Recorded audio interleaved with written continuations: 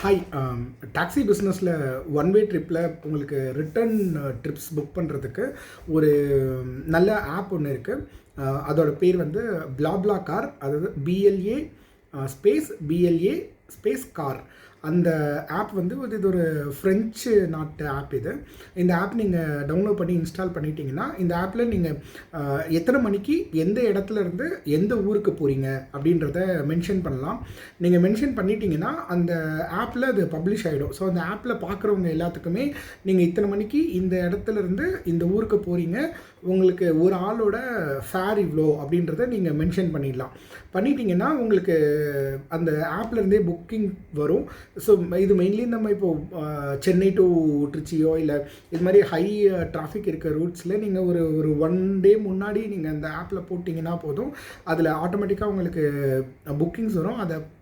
அந்த புக்கிங்கை பார்த்துட்டு உங்களுக்கு கால் பண்ணியும் கன்ஃபார்ம் பண்ணிப்பாங்க. ஸோ நீங்கள் அந்த வர பேசஞ்சரை நீங்கள் வரப்போ பிக்கப் அண்ட் ட்ராப் பண்ணிக்கலாம்.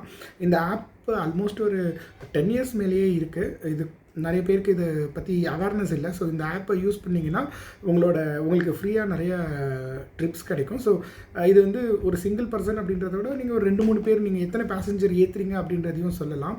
இப்போது காரில் வரீங்க அப்படின்னா ஒரு மல்டிபிள் ஒரு 3 பேர் நாங்கள் ஏற்றுறோம் அப்படின்னா 3 பேர் வந்து புக் ஆகிப்பாங்க.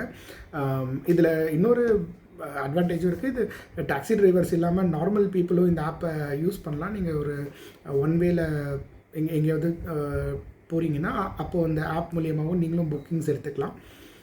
So thank you.